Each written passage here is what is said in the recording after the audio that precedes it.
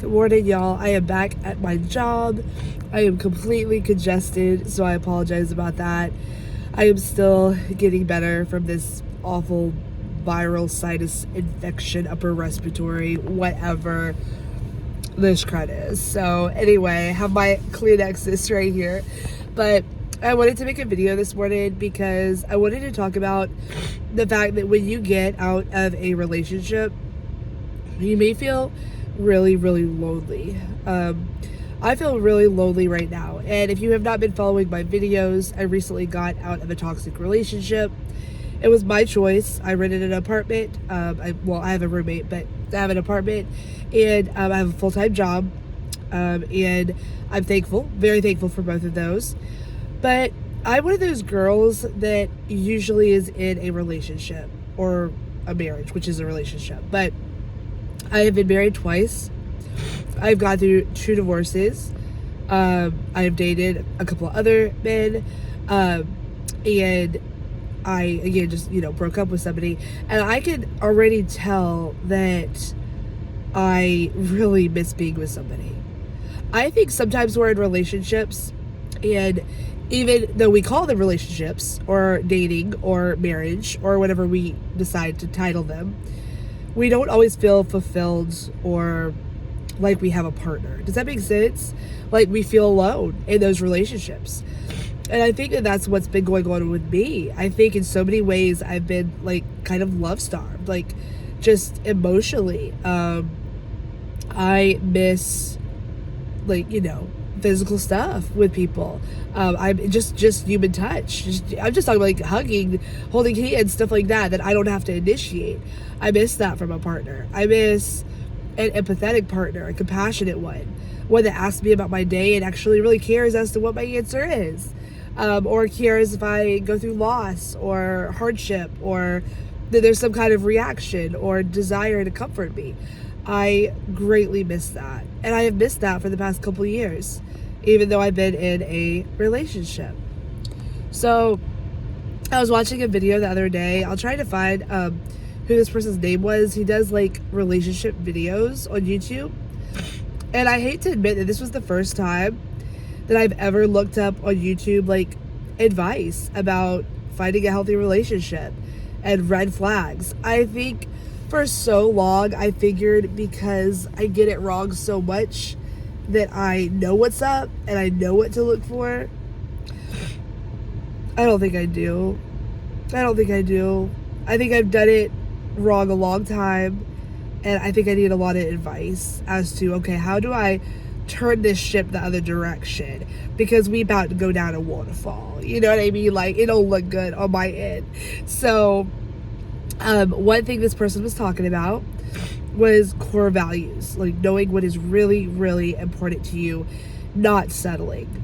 And I guess they're kind of like boundaries in a way, but core values, an example could be like religion. If you want to have a family and you want to raise them in the church, in a Christian religion or whatever religion you are, it is really, really important to find someone also that shares that value with you. Now, yes, you can date somebody and sacrifice and decide, okay, well, this isn't as important as this. Maybe I'll look the other direction. But it definitely could be a red flag. It can cause, issues with like communication and understanding and just future things that will pop up as to how y'all want to do your lives, basically. Other core values could be, again, just being a very compassionate, empathetic person, seeing other people. Y'all, not all of us see other people. We don't. That's not a trait I've realized that everyone has. Not everyone is compassionate to animals. Not everyone treats others equally. Something, if I get into another relationship, which eventually I hope I do, it's going to matter to me how my boyfriend treats animals, people, strangers, people that are like waiters, people at Walmart, people at other stores. Now, I always thought that was just something that I wouldn't settle on, you know what I mean? And I did get in a relationship with somebody that I realized over time would get angry very, very quickly over what I deemed to be not serious situations in public, at stores, at workers, and make the situation so much worse than it had to be. I had never experienced that before. And in my mind, I tried to justify it. And I tried to be like, but he'll never do that with me. He'll never treat me that way. And I never liked how he treated other people. I never liked it. In the beginning, he didn't have many friends. Oh, I'm being nice. He didn't really have friends. So it wasn't really something I knew to check on or could even see. But the more I did see him in social situations, as time went on, I realized, okay, this is... So I think that would be a core value for me, that you must be a kind person, an empathetic person, somebody that treats others well and checks on them and laughs with them and considers them. That's a big deal to me. And if it's not for you, that's okay. That may just be not an important factor for you. So these are really things that I have to think about, like what I'm willing to maybe find a gray area in or settle with, and what I'm really not, what I'm not. Because it does matter. It does matter. And I also want somebody who's like very like affectionate, you know, not just physically, but emotionally. Somebody who appreciates me, who celebrates with me, challenges me, is motivated, is not defeated all the time. That's really something that I think I have struggled with too. Is dating people that I identify with, or that maybe my mindset like is similar to. Like for instance, I may date somebody that had like a really hard past, or that has gone through, you know, some form of abuse, something that I can kind of connect with and be like, oh, I can relate to that. Y'all, just because you can relate to that does not mean that that is a healthy, good relationship. Does not mean that that's what you should be doing. Because my goal anyway, is to move past my past. Not stay there. Not like, sorry, I'm not editing this, so I mean, this is kind of difficult to get through and talk through because I'm not cutting it. It's just coming straight from my phone currently. I will be able to edit again soon, but right now it's just on my phone. I want to move forward. I want to have goals. I want to travel and experience new things, and I want to heal. I want to heal, and I would want that for my partner too. I would want to see if they have been through stuff. How are they healing? Are they going to maybe some form of like church group? Are they going to some form of life coaching? Are they doing like good things for their soul, like exercising and eating healthy, or you know, whatever it might be, to help them decompress and do a lot of self-care, and you know, just acknowledge what they have been through, but also that they're taking care of it. Because it is important, in my opinion, to always meet people where they are. I always want to meet people exactly where they are, in the dark or in the light is okay. I don't want to judge, you know, but I am a motivator. I am a believer that we don't have to stay stuck in our situations, that we can do better for ourselves, that we can educate ourselves, and eventually we can get to where we want to go.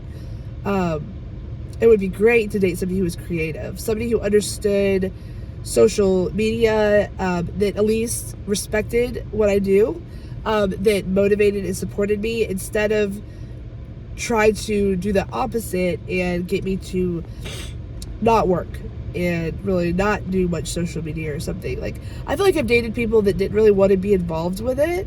They didn't understand it. They didn't want to be on camera. They didn't really admire what it takes to do this. I would love to have that in a relationship where somebody just sat back and was like, I date her and she's amazing and she helps other people, and I love that about her. Even if they don't join in the social media with me, just that they see that as a good quality about me and not something that's like weird, or that I'm trying to be too vulnerable or give too much private information. That's not what I'm trying to do, and I do think I would love to date somebody who understands me. So yeah, the more I think about it, the more I'm going to come up with some stuff. Because as easy as it would be to just like jump back on one of these like dating apps and fill out a profile and be like, okay, let's go. People that like my profile, let's go on dates. That's not fair to those people if I don't even clearly know what I'm looking for. If I'm kind of like, oh, you thought I was cute? Like, let's go on a date and see what happens. Okay, maybe if I was 18. Maybe if I was 20. I'm not. I'm almost 38. I don't feel like that's old. I'm not saying that that's old. I'm saying that that's the time to really decide who you are, what you're looking for. If you want a family, if you want to date somebody that has children, that's another thing I may potentially consider. Because I always love that idea of it. Love the idea of having kids and like raising them, and I've never had an extreme need for them to be biological children. That would have been really cool, but at the same time I could also be fulfilled in other ways in that area. And if I dated somebody with kids, I could see really loving that. But then with that comes the whole capacity of if it doesn't work out, they're not your kids, and that's a whole other area of loss that I actually haven't experienced. So I have to decide whether or not I would want to consider doing that or not. So just a lot to think about, but it's a really good investment in yourself to take some time and just sit back and go, I am deserving and I'm worthy. I'm worthy of love. I'm worthy of safety. I'm worthy of shelter and security. That's another thing that person had said in their video that I just loved. That like we're all worthy of that, even in conflict, even when we are frustrated and we are, trying to communicate something with our partner. We are never deserving of not being touched when we don't want to be touched. We are never deserving of being mistreated or talked to, in a really mean fashion when we're upset. You may need to take space from each other, but we're all deserving of like love and kindness. And how we handle those situations is so important. So I don't know, my last relationship wasn't it. I didn't want that to be my end story. It wasn't my end goal. I could have had a great house. I could have been with somebody that would have talked to me a lot the rest of my life. He loved to talk. He was very intellectual. He was very smart. I learned from him. It wasn't all bad. But my soul just knew it wasn't it. And sometimes when you know. So anyway, guys, I hope you enjoyed this video. Hopefully I gave you some stuff to think about. Maybe you can get your journal or a piece of paper. Just take some time, go on your porch, get some coffee, get some tea, sit down and just start jotting out what you don't want to settle on. And it's okay to stick to that list. It's okay if somebody doesn't fit that list. It's just not the right person for you. That doesn't mean they're not out there. And again, it's okay, I think, to have a gray area as well, like things you can be flexible on. But another, like one last one that I don't even think I put on here for me that I will not settle on. You have got to have a good sense of humor. I love to laugh. That's something I got from my granddad. He laughed and laughed and laughed all the time. We were always laughing, singing, laughing. I mean, just over anything and everything. He had all these jokes. He can find humor in life, and that was one of the greatest gifts I feel like he gave me. And I can be serious. I can. I do feel like I have a more serious demeanor than some people do. But I have a really witty, sarcastic, fun personality. I love animals. I love the idea of going on dates and just having such a good time with another person. So you don't have a shot in hell with me if you can't laugh. I want that over everything, pretty much. So, I mean, I do have to be attracted to you, but, that is a huge part of attraction for me, is to laugh with you. So, all right, y'all. Well, clearly I'm already making my list, so I'll continue to work on it, and I will look forward to seeing you back here next time. Bye, y'all.